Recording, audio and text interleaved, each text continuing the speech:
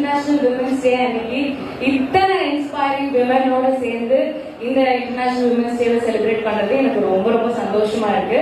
And thank you so much for that because even men has to know how a woman is celebrated. It's not about celebrating just women. Women has to celebrate men and men has to celebrate women, and that, my friends, I call equality. எனக்கு ஆண்களை ரொம்ப பிடிக்கும் ஆக்சுவலா.